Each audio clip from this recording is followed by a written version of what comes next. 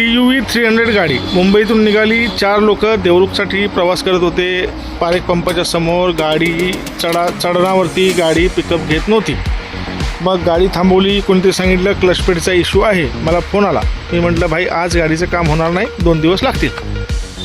तरीही ते म्हणले येऊन तर बघा, गाडी तर वर्कशॉपला लावा, आज झाली नाही तर बघू. मग मी गेलो. मी चेक केलं तर क्लचपेडचा इश्यू नाही आहे. मग गाडी 3000 RPMच्या वरती जागेवर तर रेस होत नाही, ठीक आहे. पण चढतीला ही चढायला गाडी चढत नाही आहे.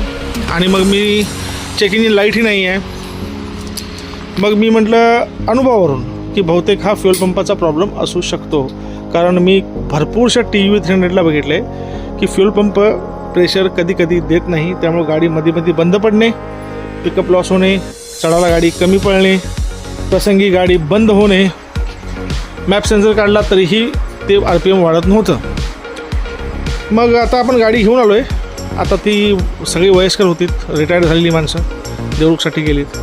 मग हा असा पहिले आपण काय करूया, पहिले डिझेल फिल्टर आपण चेंज केला. डिझेल फिल्टर काढला आहे, डिझेलमध्ये पाणीही सापडलं आहे. आणि आता डिझेल फिल्टर प्युरिलेटरचा मी बसवायला लागलो त्याच्यात. हा डिझेल फिल्टर त्याचा आहे. प्रचंड घाण आहे त्याच्यात. आता मुंबईची गाडी आहे, कधी बदलला आहे का मला आठवत नाही आहे, मला लक्षात पण येत नाही की बदलला असेल हा. आता सगळ्यात प्रथम काय करायचं की डिझेल फिल्टर बसवून आपण बघूया गाडी काय परफॉर्मन्स देते. मग त्यानंतर आपण जाऊ प्रेशर पंपाकडं. कारण रेल प्रेशर 55,000च्या वरती जात नाही आहे स्कॅनरला. मग आपण समजायचं की रेस केल्यानंतर जर लाखाच्या पलीकडं रेल प्रेशर जात नसेल, किलो पास्कलची गोष्ट करतो मी, तर नक्कीच फ्युएल पंपाचा इश्यू असू शकतो किंवा कॉमन रेलच्या स्विचचाही इश्यू असू शकतो. चला पाहूया डिझेल फिल्टर पहिल्यापासून पाहिलेला.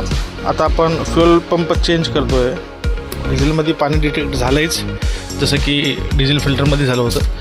आता बसून शक्यता 99% आहे की काम सक्सेस होईल.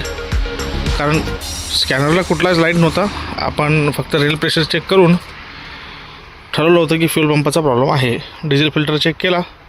चला पाहूया. आता हा बसूया आणि मग ट्रायल करूया. चला टाकी फिटिंग सुरू झालेलं आहे. आता बघूया 10 मिनटात रिझल्ट निघेल आपला काय होते ते. डिझेल टाकूया. डिझेलमध्ये पाणी आहे त्यामुळे डिझेल आणूया टाकूया. एक 10 मिनटामध्ये आपल्याला कळेल की काय इश्यू त्याचाच होता. इश्यू असा होता की 3000च्या वर RPM जात नव्हतं आणि कुठला स्कॅनरही नव्हता. आता 3000च्या वरती गाडी चालल्या आणि प्रॉब्लेमही सॉल्व झालेला आहे. गाडीचा पिकअप संपला होता. कोणीतरी सांगितलं होतं क्लचपेड गेल्या, पण गाडी अनुभवावरून आपण फक्त फ्युएल पंप बदलला आणि गाडी झालेली आहे. चला आता पुढची कुठली केस आली तर लगेच आपण त्याला सॉल्व्ह करू, तुमच्यासमोर मांडू, जेणेकरून तुमचा काहीतरी फायदा होईल.